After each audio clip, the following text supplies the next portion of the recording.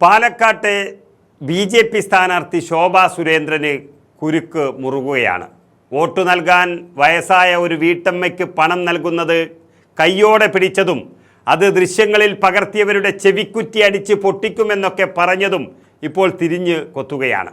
ശോഭാ സുരേന്ദ്രനുണ്ടായ ഒരു വെപ്രാളമാണ് ഈ കാണിച്ചതല്ല.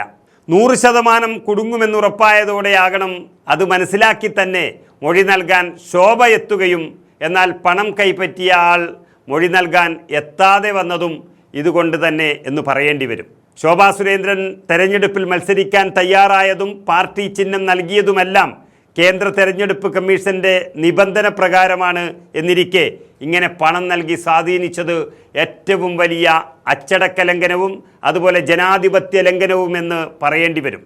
തെറ്റ് തന്നെയാണ് എന്ന് മാത്രമല്ല, സ്ഥാനാർത്ഥിത്വത്തിന് പോലും അയോഗ്യയാക്കപ്പെടും എന്നാണ് ഇപ്പോൾ വിദഗ്ധർ പറയുന്നത്. ഏതായാലും ശോഭാ സുരേന്ദ്രൻ്റെ മൊഴിയെടുത്തിരിക്കുകയാണ് ഇപ്പോൾ. നിയമസഭാ തെരഞ്ഞെടുപ്പിൽ വോട്ടറെ പണം നൽകി സ്വാധീനിക്കാൻ ശ്രമിച്ചു എന്ന പരാതിയിൽ NDA സ്ഥാനാർത്ഥിയായ ശോഭാ സുരേന്ദ്രൻ ഉൾപ്പെടെയുള്ളവരുടെ മൊഴി പാലക്കാട് ജില്ലാ കളക്ടർ MS മാധവിക്കുട്ടി രേഖപ്പെടുത്തിയിരിക്കുന്നു. ഇത് ശോഭാ സുരേന്ദ്രൻ്റെ രാഷ്ട്രീയ ഭാവി അടയുന്ന തരത്തിലേക്ക് നീങ്ങുകയാണോ എന്നുള്ള സംശയവും ചിലർ പ്രകടിപ്പിക്കുകയാണ്.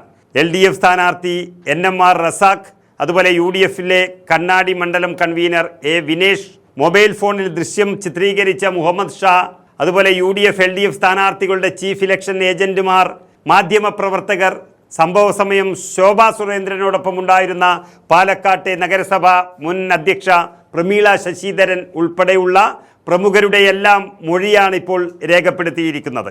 എന്നാൽ ദൃശ്യത്തിലുള്ള വോട്ടർ മൊഴി നൽകാൻ എത്തിയില്ല എന്നുള്ളതാണ് പ്രധാനപ്പെട്ട ഒരു സംഭവം. ഇവർക്ക് വീണ്ടും നോട്ടീസ് നൽകും. അവരെ BJP സ്വാധീനം ചെലുത്തി മാറ്റി നിർത്തിയിരിക്കുകയാണോ എന്നും സംശയമുണ്ട്. എല്ലാ തെളിവുകളും പരാതിക്കാരുടെ കയ്യിലുണ്ട്. അതുവഴി അന്വേഷണ സംഘത്തിന് ലഭിക്കുകയും ചെയ്തു.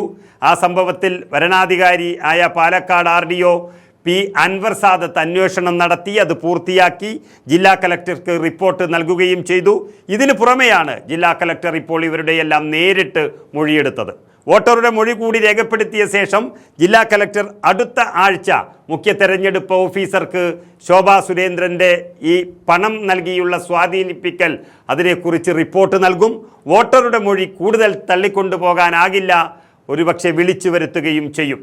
വോട്ടിന് പണം നൽകിയെന്ന പരാതിയിൽ പാലക്കാട് ടൗൺ സൗത്ത് പോലീസും കേസെടുത്ത് വിശദമായ അന്വേഷണവും നടത്തുന്നുണ്ട്. ഏതായാലും ശോഭാ സുരേന്ദ്രൻ പാലക്കാട് മണ്ഡലത്തിൽ ഇത്തവണ കളിച്ചത് മുഴുവൻ ഫൗളാണ്. അപമാനിച്ചതും സാരി വിതരണവും അതുപോലെ തന്നെ അതിനിടയിൽ പൊട്ടിത്തെറിച്ചതുമെല്ലാം ശോഭയുടെ അധികാരത്തോടുള്ള ഒരു ആർത്തിയാണ് സൂചിപ്പിക്കുന്നത്. ഏതായാലും അവർ നടത്തിയ ജനാധിപത്യ ലംഘനങ്ങളിൽ നിന്നും ഇപ്പോൾ മനസ്സിലാകുന്നത് പാലക്കാട് ശോഭാ സുരേന്ദ്രന് പരാജയം ഉറപ്പിച്ചു എന്നുള്ളത് തന്നെയാണ്.